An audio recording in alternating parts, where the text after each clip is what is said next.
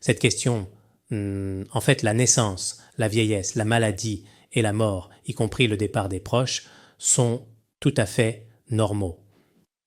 Si nous considérons cela du point de vue de certains enseignements bouddhistes, c'est vraiment quelque chose de très simple. Mais si l'on n'a pas certaines notions bouddhistes, d'un point de vue purement mondain, j'ai aussi visité de nombreux pays occidentaux. Quand quelqu'un meurt, c'est très douloureux. Les orientaux sont pareils. Quand quelqu'un meurt, c'est extrêmement douloureux et beaucoup de choses sont difficiles à gérer. En fait, je pense que votre choix n'était pas une erreur, puisque c'est pareil partout ailleurs, cela ne devrait pas être un problème. Cependant, j'espère aussi que vous pratiquerez bien, car c'est en étudiant bien le Dharma que vous pourrez comprendre ces vérités. Beaucoup de nos compagnons du Dharma souffraient énormément au début. Certains souffraient de dépression, d'autres avaient perdu des proches, mais après une étude systématique, tout allait bien mieux. J'espère aussi que ceux d'entre vous qui sont intéressés étudieront de manière systématique le Bodhikaryavattara et le Ngondro du Dzogchen.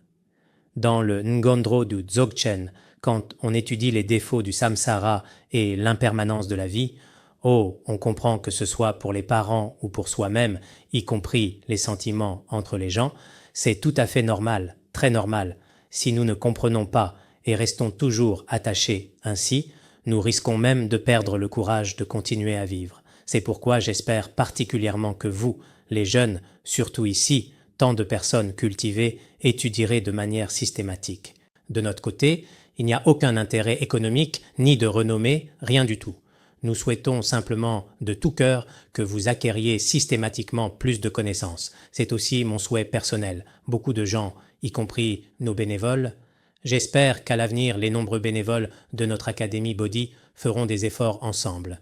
Cette fois-ci, bien que quelques personnes se soient bien investies, tout le monde n'a pas participé.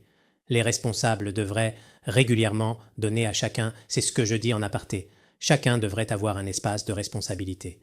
À l'avenir, votre participation à la propagation du Dharma et au bien des êtres est très importante. Ceci s'adresse aux membres de l'Académie, donc j'espère que vous comprendrez bien la pensée bouddhiste. En fait, l'impermanence dans la vie est particulièrement facile à comprendre. Je pense que beaucoup d'entre nous vivons ici. Une belle maison ne garantit pas le bonheur. Mais si vous avez une nourriture spirituelle, peut-être vivrez-vous mieux. Regardez, le lieu de notre conférence aujourd'hui s'appelle Compagnie alimentaire, Watian, Compagnie alimentaire. Festin et plaisir. Si nous savourons la nourriture du nectar de sagesse, peut-être vivrons-nous très